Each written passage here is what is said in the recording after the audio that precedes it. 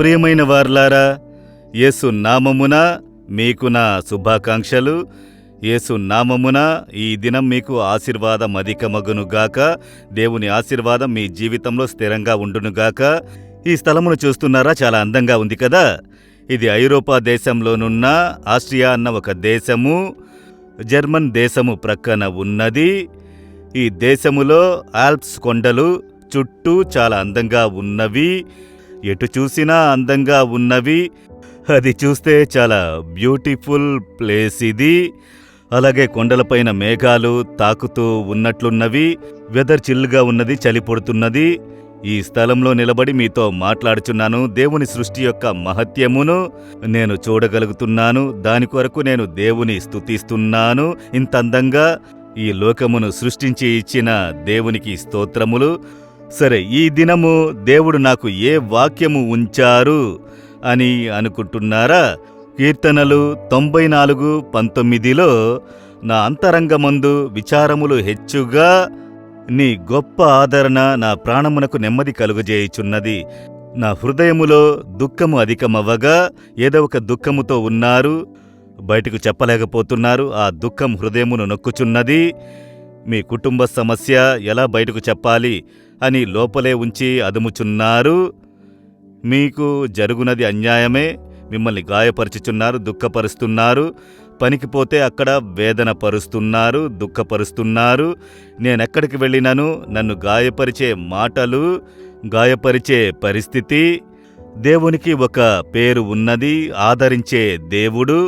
ఆయన ఈ దినం మిమ్మల్ని చూసి మాట్లాడుతున్నారు. నా కుమారుడా, నా కుమార్తె, నేను నిన్ను ఆదరించు దేవుడను. నీ హృదయములో విచారం అధికమగుచున్నది. నేను నిన్ను ఆదరించినట్లు మాట్లాడుచున్నానని చెబుతున్నారు. ఒకసారి నేను ఒక ఆరాధనకు వెళ్ళి దేవుని మాటలు ప్రసంగించి ముగించాను. ఒక సహోదరి వచ్చారు.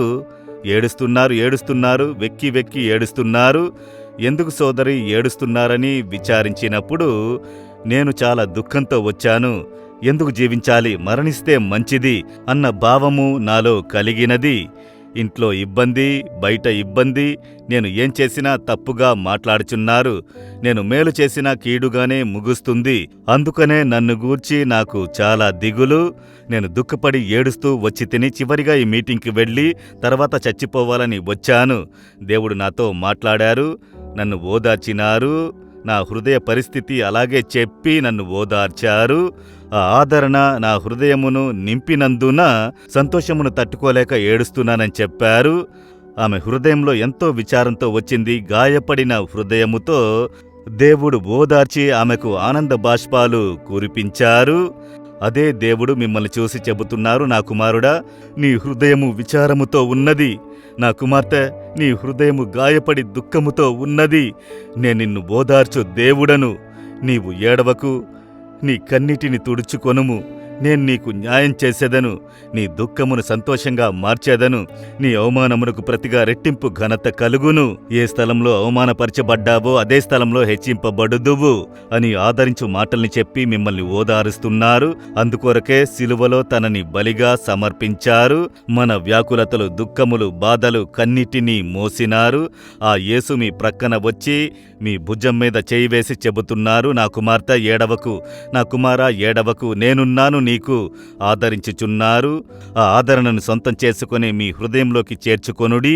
యేసయ్యా, నన్ను ఓదార్చుటకు నా ప్రక్కకు వచ్చారు, నా భుజం మీద చేయి వేశారు, నాతో మాట్లాడినారు. ఆ ఆదరణను నేను అంగీకరిస్తున్నాను. నా హృదయంలో ఉన్న విచారములన్నీ మారునుగాక, దుఃఖములన్నీ మారునుగాక. మీ ఓదార్పు నన్ను ఆదరించుచున్నందుకై స్తోత్రములు, స్తోత్రములు, స్తోత్రములు. ఆ ఆదరణను అంగీకరిస్తున్నాను. యేసు నామములో ప్రార్థిస్తున్నాను. Amen, amen. Jesus redeems Telugu YouTube ఛానల్ను సబ్స్క్రైబ్ చేయండి.